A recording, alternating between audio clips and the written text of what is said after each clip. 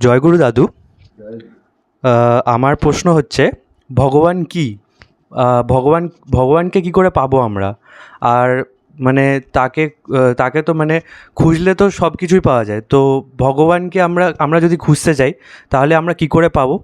এই বিষয়ে যদি তুমি আমাকে কিছু একটু বলো, ভালো হয়।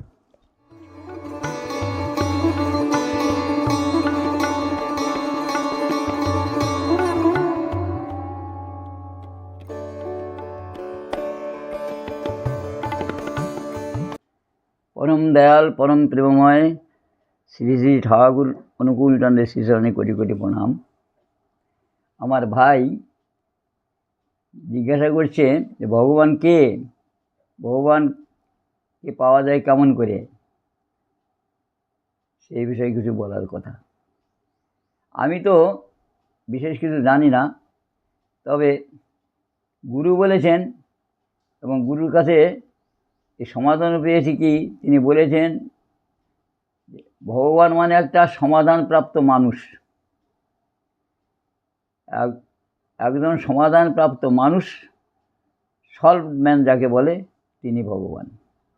যাকে ধরলে, যাকে অনুসরণ করে চললে, যার নিয়ম মতো নিজেকে তৈরি করতে পারলে আমার জীবনের সর্ববিধ সমস্যার সমাধান হয়, সেই আমার কাছে ভগবান। যেমন তিনি বললেন, যার প্রতি আসক্তিতে মানুষের ছিন্ন জীবন বিরোধ জ্ঞান সমাধানে স্বস্তি লবে, তিনি নরের ভগবান। এমন একটা মানুষ, যে মানুষের প্রতি আসক্ত হলে আমার জীবনের সমস্ত রকম সমস্যার সমাধান হয়, তিনি আমার ভগবান। পৃথিবীতে যত মানুষ আছে, প্রত্যেকটা মানুষের যত রকম সমস্যা আছে, সমস্ত রকম সমস্যার সমাধান যার কাছে পাওয়া যায়, তিনি সমস্ত সৃষ্টির ভগবান, সমস্ত মানুষের ভগবান তিনি। আজকের যুগে এই ভগবান করে যে আমাদের একটা ধারণা আছে, সেই ধারণাটা অলিক না রেখে বাস্তবে নিয়ে আসতে হবে।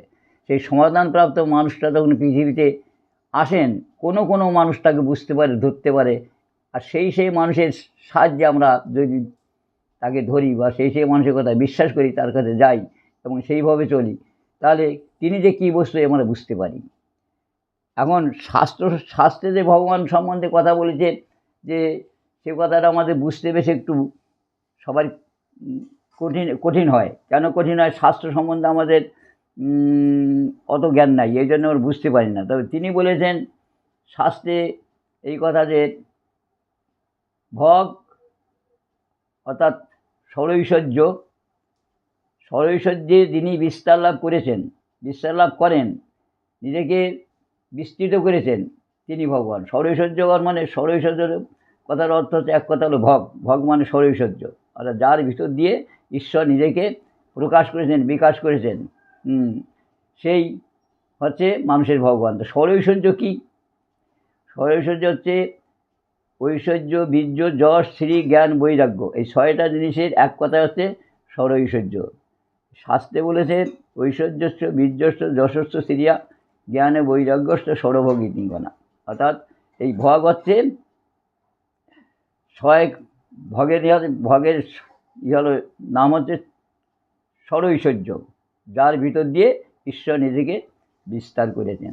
অর্থাৎ অব্যক্ত সত্তা, যাকে আমরা দেখিতে পাই না, যিনি ঈশ্বর, তিনি যখন ব্যক্ত স্বরূপে পৃথিবীতে আসেন, সেই ব্যক্ত স্বরূপে আসবার জন্যে তাকে এই ষড়ৈশ্বর্যের ভিতর দিয়ে আসতে হয়। আর তিনি এমনভাবে বিস্তৃত হন যে তার থেকে আর বিস্তৃত হওয়ার আর অন্য কোনো বেশি কিছু থাকে না।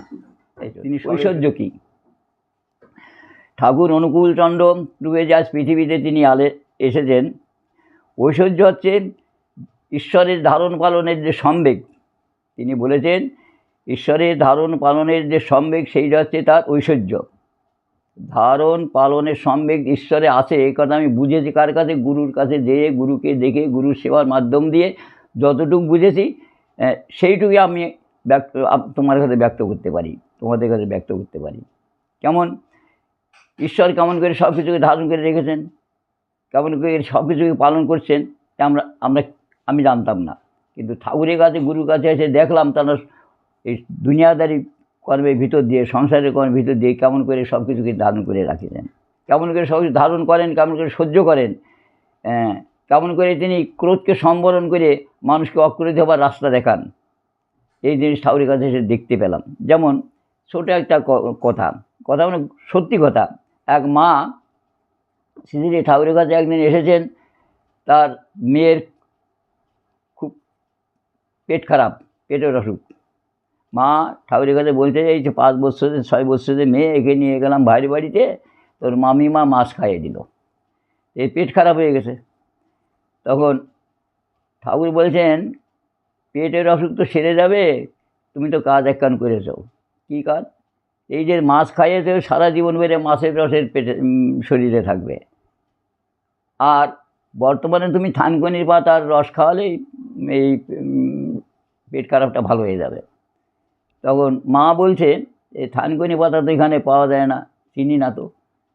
তখন ওখানে একজন গুরুভাই দাঁড়িয়েছিল, সে বলছে যে ওটাও কি তোমাকে ঠাকুর বলে দেবে, ঠাকুর এনে দিবে? বেশ রাগের ছলে কথাটা বললো।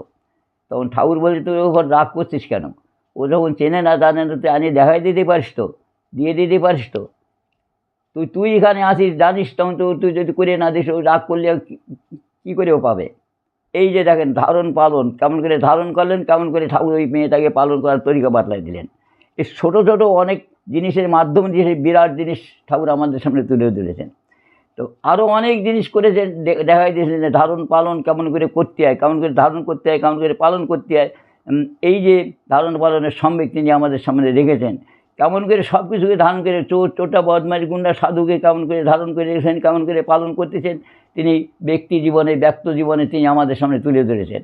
তাই ঈশ্বরে এই জিনিসগুলো আছে, কিন্তু আমরা দেখি নেই, বুঝতে পারি না, জানতে পারি না, আর তিনি মানুষকে আমাদের দেখিয়ে দিচ্ছেন। তাই ধারণ পালনের সম্যক গতি যার ভিতরে বিরাজমান, বিদ্যমান এবং জাজল্যমান, তিনি হচ্ছেন ঐশ্বর্যের বাস্তব স্বরূপ। তিনি হচ্ছেন আজ বর্তমানে শ্রী ঠাকুর অনুকূল চন্দ্র। আর বীর্য কি? বীর্য হচ্ছেন যে সমস্ত রকম অশুভ শক্তিকে নাশ করে শুভ শক্তিকে জাগায় তোলবার যে তরিকা, নিয়ম, শক্তি, সেই শক্তি যার ভিতরে বর্তমান তিনি হচ্ছেন বীর্যবান। আর পুরুষোত্তম যিনি, বর্তমান যুব পুরুষোত্তম যিনি, তার সেই শক্তি সর্বতভাবে জাগ্রত। তাই বর্তমান যুগে ঠাকুর অনুকূল চন্দ্রের ভিতরে যে শক্তি আমরা দেখতে পেয়েছি, সমস্ত অশুভ শক্তিকে কেমন করে শুভতে নিয়ন্ত্রণ করতে হয়, তিনি আমাদের সামনে তুলে ধরেছেন। তাই তিনি বীর্যবান, অর্থাৎ তিনি সমস্ত বীরত্বের অধিকারী তিনি। বীর্যের কি এটাই আর যো যেটা তুমি বললে বীর্যমান, মানে বি আর ভাগ করলো বীর্য, বীরের যা যা থাকার দরকার, একটা বীরের যা যা থাকার দরকার, অশুভ শক্তিকে নাশ করবার জন্য যা যা থাকার দরকার, সেই সব কিছু তাতে বিদ্যমান, জাগ্রত, তাই তিনি বিদ্যমান। কি হলো? ঐশ্বর্য, বীর্য, যশ, শ্রী। যশ হচ্ছে কি? তিনি যখন ধারণ পালনের সম্বেক নিয়ে সব কিছুকে প্রচুর অশুভ শক্তিকে প্রচুর করবার তরিকা নিয়ে আমাদের সামনে বিদ্যমান, তখন তার ফেম অর্থাৎ যশ চতুর্দিকে ছড়িয়ে পড়ে। অপযশ আর যশ, তার অপযশ প্রথম খুবই হয়, অপযশ হয় বলে তার যশ কিন্তু ছড়িয়ে পড়ে। যেমন ঠাকুর অনুকূলচন্দ্রকে একদিন বলছিলেন, ঠাকুর তুমি তো এত ভালো ভালো কাজ করো, কিন্তু তোমার অপযশ খুব, তাহলে তো আমার কাজ শুরু হয়েছে, নিম গাছ হতো তিতো, তা দিয়ে দেবতার মূর্তি হয়, আমার যখন অপযশ শুরু হয়ে গেছে, তখন তো তাহলে ঠিক পরমপিতার কাজ হবে না। তো এই যে জিনিসগুলো তিনি তুলে ধরেছে আমাদের সামনে, তিনি আমাদের কাছে ভগবান। শ্রী মানে আশ্রয়, শ্রী মানে সুন্দর, শ্রী মানে চেহারা। তো প্রত্যেকটা মানুষের নামের আগে একটা শ্রী যোগ করে দেওয়া হয়, কেন? প্রত্যেকটা মানুষ সমাজের সেবক, প্রত্যেকটা মানুষের আশ্রয়, কিছু না কিছু আশ্রয় দিয়ে থাকে। কিন্তু এই আশ্রয়স্থল তিনি হচ্ছেন একাধিক শ্রীর অধিকারী। তাই পরম পুরুষ পরমেশ্বর যখন নররূপে পৃথিবীতে আসেন, তিনি শ্রী সেই নামে বিভূষণ, শ্রী শ্রীকৃষ্ণ, শ্রী রামচন্দ্র, শ্রী বুদ্ধদেব ইত্যাদি নামে বিভূষণ। শ্রী মানে আশ্রয়, শ্রী মানে সুন্দর। পৃথিবীতে যত সুন্দর জিনিস থাকে তার মধ্যে তিনি সর্বোত্তম থাকেন, তাই তিনি একাধিক শ্রী অধিকারী। শ্রী আবার শ্রী মানে আছে সেবক, সেবক, যত মানুষের আমরা সেবা করি, আমরা প্রত্যেক মানুষের কিছু না কিছু সেবা করে থাকি, কিন্তু তানার মতন সেবক পৃথিবীতে একজন